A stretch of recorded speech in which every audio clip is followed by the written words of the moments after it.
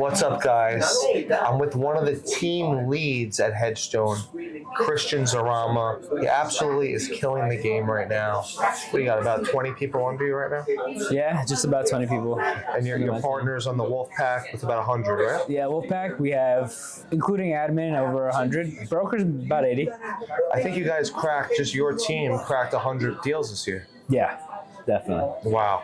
Yeah. Wow. You know, you've been with Hedgestone for about 6 years? I started full-time, 2021 February. So we're almost hitting about 5 years. 5 years.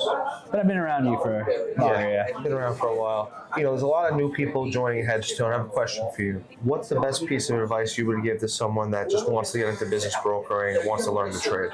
So best piece of advice would be to, number one, get mentally prepared.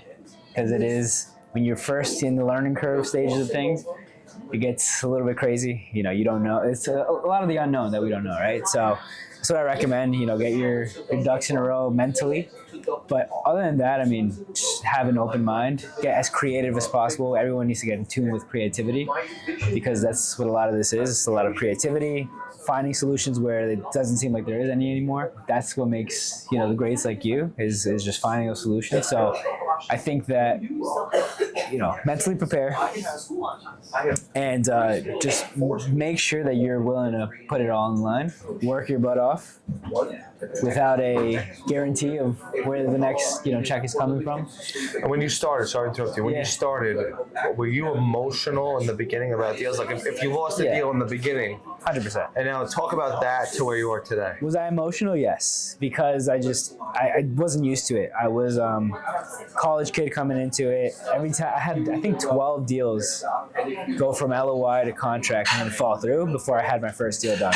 It was tough getting into, you know, just trying to figure out, you know, is this going to be something that I work at? Am I actually going to see the end of the light at the end of the tunnel? A lot of people go through that same thing where they work so hard, they get a deal into LOI, and the deal falls through. And it feels like the end of the world. It's a kick in the nuts, 100%, but after a while, you realize it's just part of the game. It's a numbers game. Like once you get into contract, what do you think the statistics are? Honestly, I think it's probably like a 60, 70% shy of it going through. So that's a good KPI for It's a good KPI. You want to, once you get into an offer, you want to rush into contract because once contracts are signed, deposits are made, your chances of closing are a lot higher. Yes, I went through those emotional roller coasters. You know, at the end of the day, we got one of them done.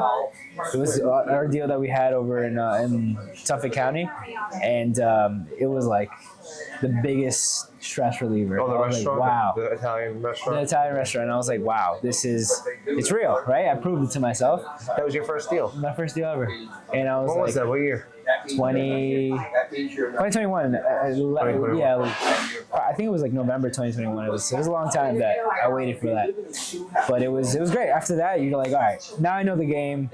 Things are gonna fall through. So what do I have to do? Is I have to put as many balls in the air as humanly possible to get to that one thing. Because a lot of people, when they first come in, they want to like bank on that one deal, that one big deal that's gonna close, quote unquote. You never know what's gonna happen. Things fall through all the time. So how do you, from your experience, how do you mitigate that from deals actually happening?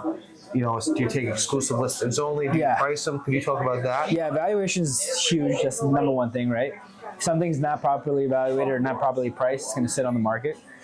Do you evaluate before you get the listing, or do you get the listing signed first and then evaluate after? I typically always evaluate before getting the listing signed. And how do you keep the seller hot on you as the broker while you're doing that? Well, number one, we built a brand called, you know, Hedgestone we're the best business brokers out there. To keep them engaged and keep them, you know, on par with trying to get the listing signed, we want to create urgency, 100%. We do have the buyers out there for them.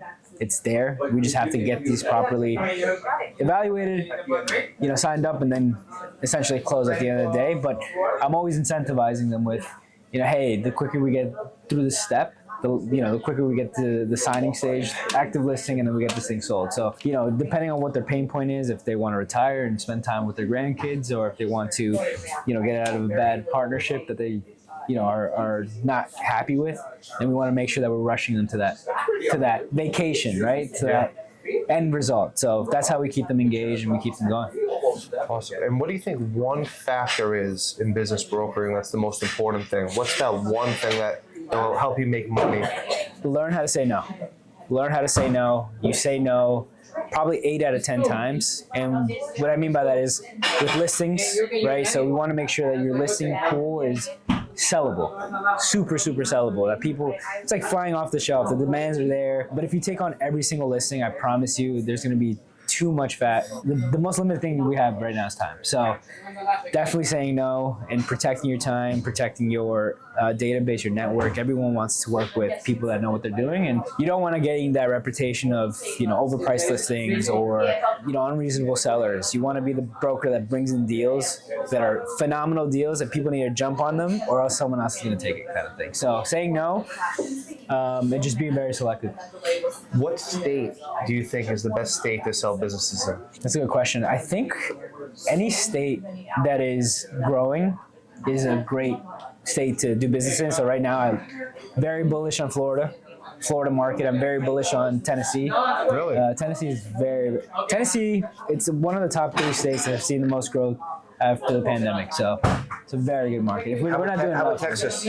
Texas is huge too. So Texas, Florida, and Tennessee, very bullish on. I'm going to shy away from the Californias of the world.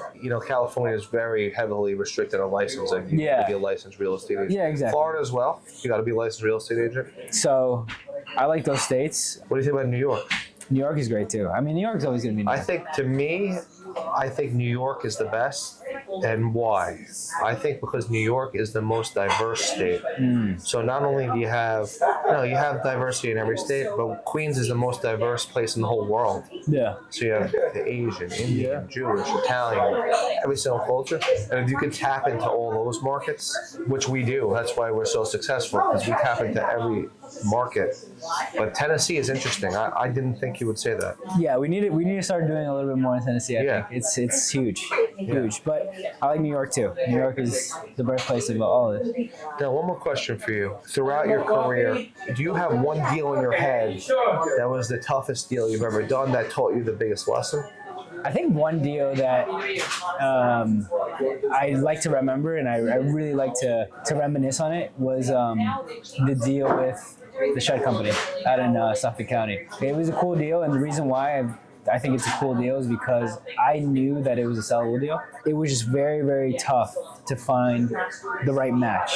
And so it took a lot of time. I think I had it listed for 2 years. Wow. I think now knowing what I know, I would evaluate it a ton differently. I would be like... We had a great attorney on that deal. Very great. Brian Udowitz is a legend. And we came up with a really, really creative deal. I mean, it probably was on the chopping block for 80% of the time, but we just kept finding different solutions. Ended up being an out-of-country buyer. Pretty cool. It was an E2 visa buyer. There was an SBA. We do a lot of E2 visas. Yeah. There was an SBA contingency in the middle. There was a very tough landlord who I had to, basically chew his ear off tons of times to just get us to there. He thought the buyer was a scammer. I mean, it was a whole bunch of funny stuff. But at the end of the day, we got it done. The seller was extremely happy with it. She was going through a divorce. It was just a lot of good that came out of that deal. It was a lot of. Another deal that we did together was the Del & Co deal. The Uncle deal is right around the corner here. That was a great deal. I mean, we basically saw the space and we're like, we like this space so much, let's open up our own restaurant. So we signed the lease. We had an operator ready, and then we decided, you know what? We don't want to get in the restaurant business. Yeah. Let's let someone else do it. Yep. So then we flipped the lease for what, like 50 grand? 50 grand, yep. 50 grand, right? And we paid nothing for it. And now the guys that bought it work at Hedgestone as brokers, and they own that Del & Co. And the pizzeria is doing The pizzeria is worth $500,000 at least. No, more. But yeah, those are the deals that I remember. And there's so many of them that you're like, it's on the verge of dying, and then you find a solution. That's what being a broker is all about. It's all about resilience. Resilience. Yeah. I think that's the word. Yeah. Yep. And you have it. Thank you, brother. Great stuff, man. I'm excited for this year. Before we end, what's the goal?